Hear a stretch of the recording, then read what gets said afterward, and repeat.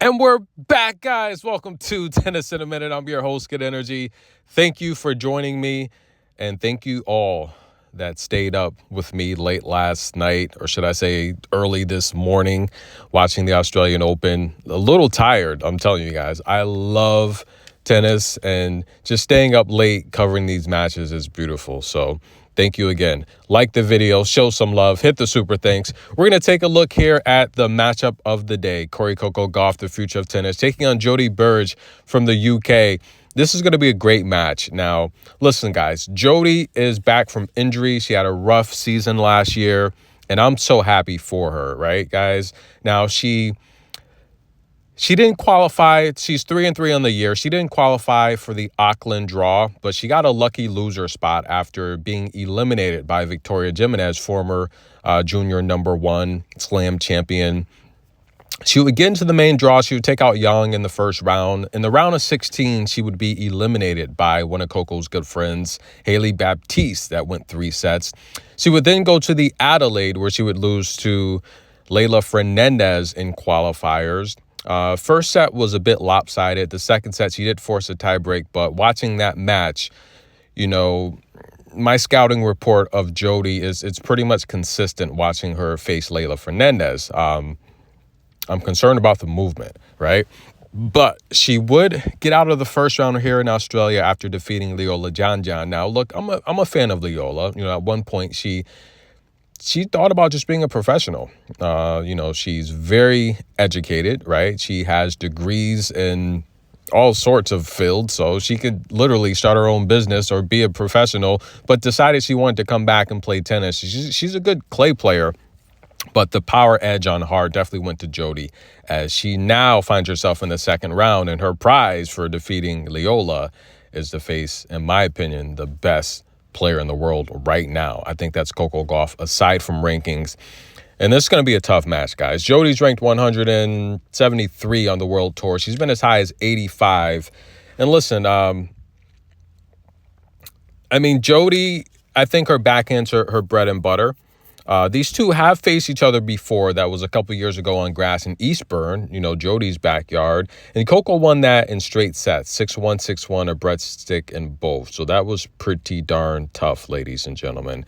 Now, Jodie overall, she didn't have this insane junior career like someone like Coco Gauff, who won multiple junior slam titles. She won the Orange Bowl. She was ranked #1, setting all these records in terms of accomplishments, being, one of the youngest players to do so many feats on the junior circuit.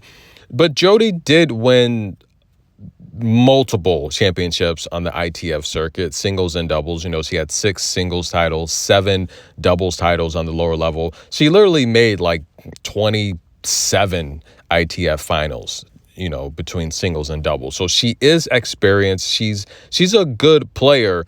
And I just want to take a look at how she did last time out against Leola, right? She put up 5 aces, which is about what she averaged last season. 5 aces per match, right? She put up a couple double faults. She got 65% of her first serves in play, but she won 81% of her first serves against Leola, I'm sorry.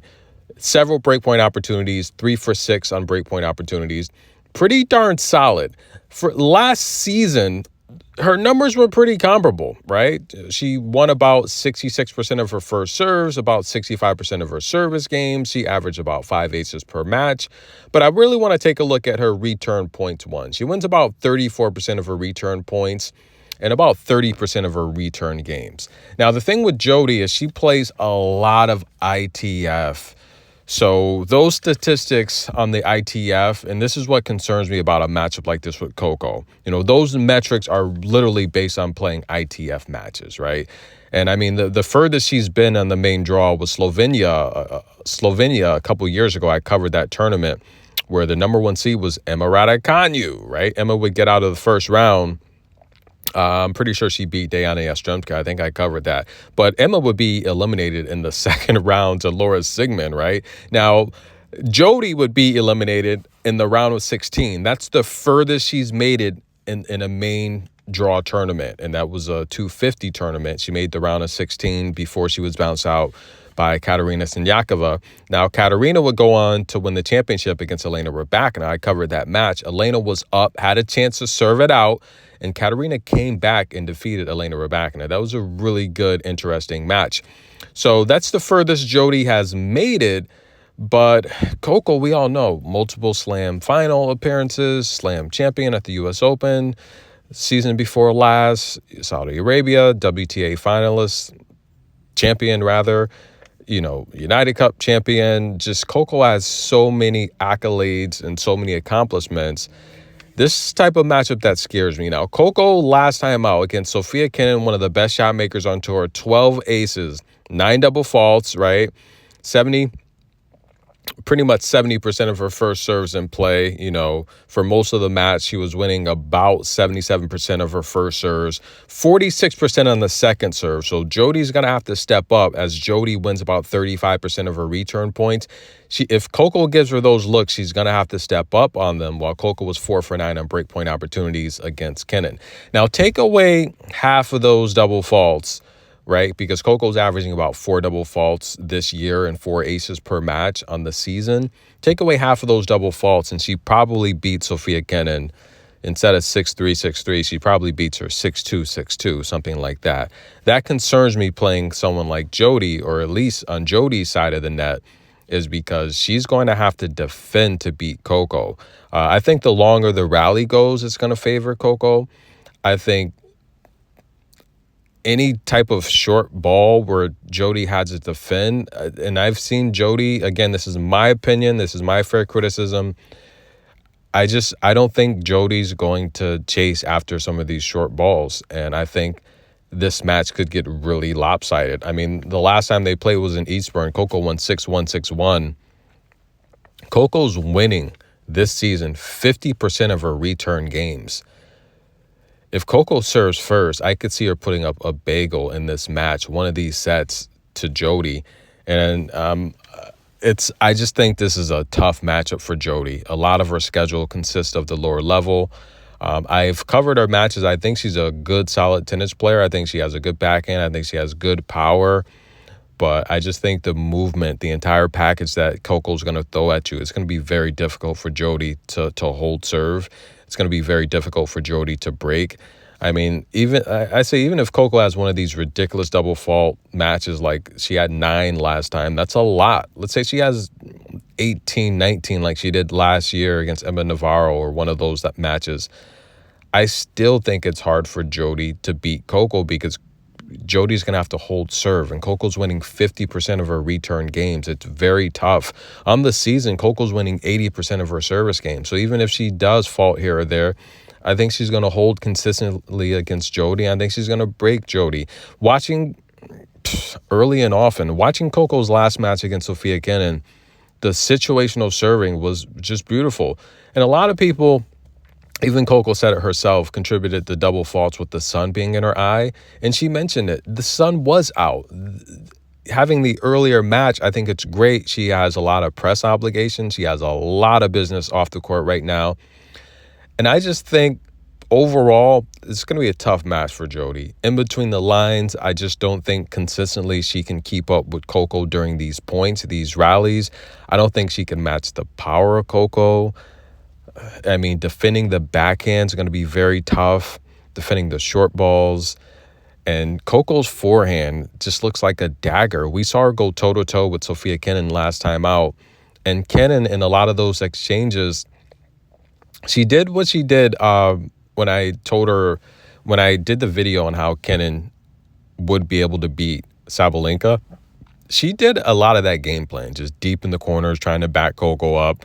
She had some good strategies during some of these rallies, and the only problem with Kenin, I just felt she rushed a lot of those points. And a lot of the times where she tried to thread the needle down the line, she really didn't need to, right? Because she was in a position to win points.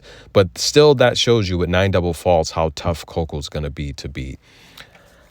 I never want to look forward past any opponent because anything could happen, But the winner of this matchup will take on the winner of Buxa and Leylah Fernandez. Now, Coco did defeat Buxa the only time they played. That was at the Indian Wells a couple of years ago. Coco won that in straight sets. She's beat Layla, rather, a few times. One was an exhibition in Atlanta last year. She beat her in straight sets. She beat her at the United Cup this year in straight sets, but she also defeated her in juniors en route to that French Open championship, becoming one of the youngest of all time to win a French Open title on the junior circuit, where she defeated Kat McNally by having to come back after dropping the first set. So Coco showed enormous mental growth, just seeing her speak in these interviews.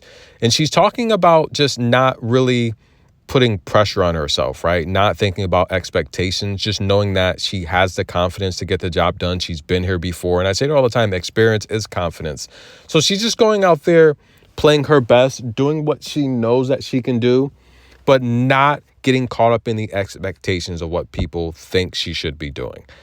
This is the type of matchup here where I think it's going to be tough for Jodie. I picked Coco to win this match, and it looks to me, and I know initially I said Coco has one of the toughest draws just because she has multiple slam champions in her draw, Osaka, Elena Ostapenko. But the reality here is, Sophia Kenin, she just beat. The reality is I don't really think Coco's draw is that tough. I think Osaka's going to be the only one that can challenge her, but Osaka's got to get past Muhova. If she doesn't get past Muhova, I think Coco's a clear, without a doubt, to set up that showdown, possibly with Sabalenka if she holds up her end of the bargain. And I don't think Sabalenka's beating this version of Coco. I did pick Coco to win the Australian Open.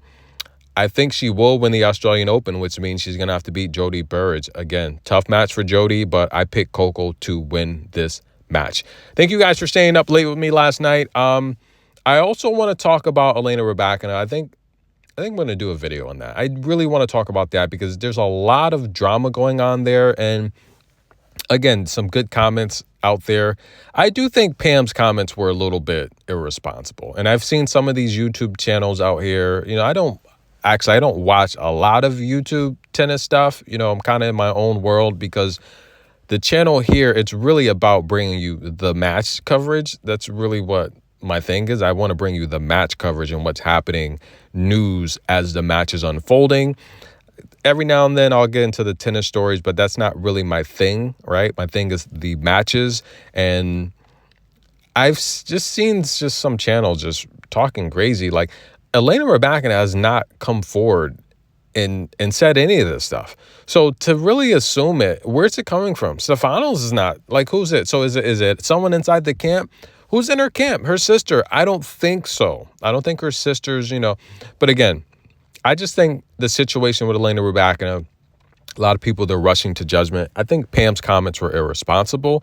And at the end of the day, I do think that as her results haven't been what she's wanted, I think she's going to resort back to, and a lot of players do this. You've seen Sloane resort back several times to Murray.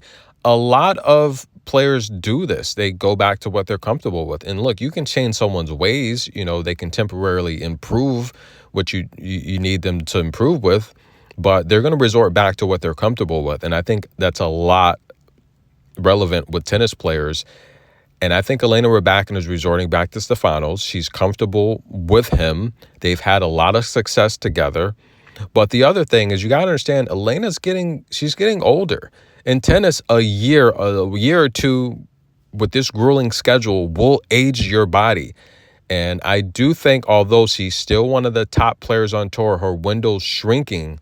And I think she's taking the smart route by not engaging in a lot of that side talk, but focusing on tennis, because she needs to be healthy mentally and physically, because Coco's getting too good. I don't think Elena Rybakina stands any chance to defeat Coco. And I think that the only time they played was in San Diego a few years ago. I think it would be worse now if they played. But Coco Gauff, guys, I'd like her to defeat Jodie Burrage. Stay tuned for more tennis coverage.